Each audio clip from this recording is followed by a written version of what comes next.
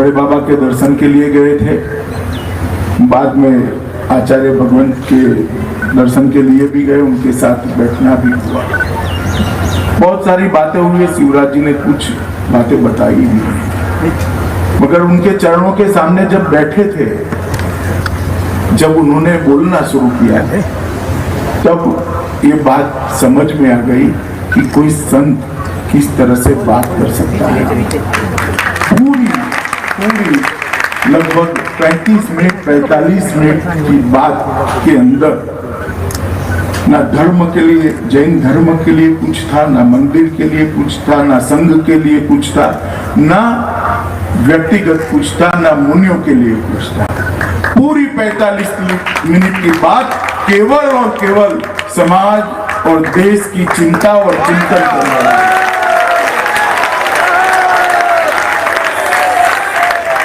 संत का जीवन कैसे हो सकता है, संत कैसे सोच सकते हैं, उसका एक बहुत उत्कृष्ट अनुभव आज मैं मेरे जीवन में यहाँ से लेकर पहले तो मैं एक समस्या के निवारण के लिए आया था और आचार्य भगवान ने बहुत सरलता के साथ 2-5 मिनट में ही इसका निवारण करके मुझे चिंता से मुक्त कर दिया था। मगर आज मैं सिर्फ दर्शन के लिए आया था, और चूंकि मैं उस पार्टी का अध्यक्ष हूं जिस पार्टी का देश में शासन है, उस पार्टी की देश में 15 राज्य सरकारें हैं, केंद्र में पूर्ण बहुमत, देश को किस दिशा में ले जाना वो पार्टी की नीतियों के आधार पर ये पार्टी तय कर सके, इतनी संतों के आशीर्वाद से क्षमता आज भारतीय जनता पार्टी को मिली हुई है। तो उन्होंने कुछ बातें मेरे और शिवराज जी के सामने रखी। मैं पूज्य विद्यासागर महाराज जी को आश्वस्त करना चाहता हूं कि आपकी अपेक्षा है, शायद इतना हम न कर पाए, मगर इतना मैं निश्चित सार्वजनिक रूप से कहना चाहता हूं, इसलिए वहां नहीं कहा था कि हमारी दिशा वही है जो आपका मार्गदर्शन है, दिशा में गलती नहीं। गति बनाने की बात और उसको और गंतव्य की ओर कार्यक्रम बनाकर ले जाने की बात, ये 2 बात छुट्टी है।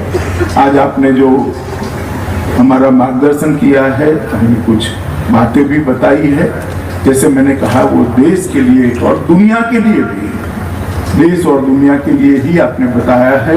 वो सारी बातों को हम कैसे आगे बढ़ा पाए, इसके लिए पार्टी और सरकार दोनों के अंदर इस बात को मैं रखूंगा और एक मत बनाकर इस दिशा में आगे बढ़ने का हम प्रयास भी करेंगे।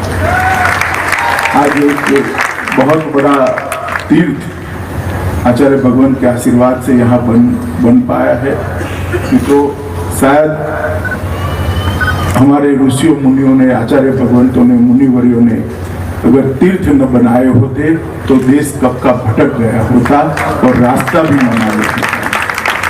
हमारी मूल बातों को, हमारे मूल सत्व को, हमारे मूल सिद्धांतों को, हमारे मूल जीवन जीने के जो सिद्धांत है उसको तीर्थों ने बनाकर रखा है। तीर्थ संतों को आश्रय भी देते हैं और तीर्थ संसारियों का मार्गदर्शन भी करते हैं। आज एक तीर्थ यहाँ पर बहुत बड़ा बना है। मुझे बहुत आनंद है कि इस पुण्य कर्म के अंदर समिति ने मुझे आमंत्रित कर इसमें हिस्सा लेने के लिए बुलाया, और मैं अपने आप को सात अर्थ में, सुधा जी तो संचालन बहुत अच्छा करती है, मगर मैं हृदय से कहता हूँ कि मैं भाग्यशाली हूँ कि आज विद्यासागर जी महाराज के श्री चरणों में खड़ा रहकर इस तीर्थ के और बड़े बाबा के मैं दर्शन कर पाया हूँ। फिर से एक बार विद्यासागर जी महाराज और सभी मुनिवर्यों को श्री चरणों में मेरा प्रणाम कर मेरी बात को समाप्त करता हूँ। धन्यवाद।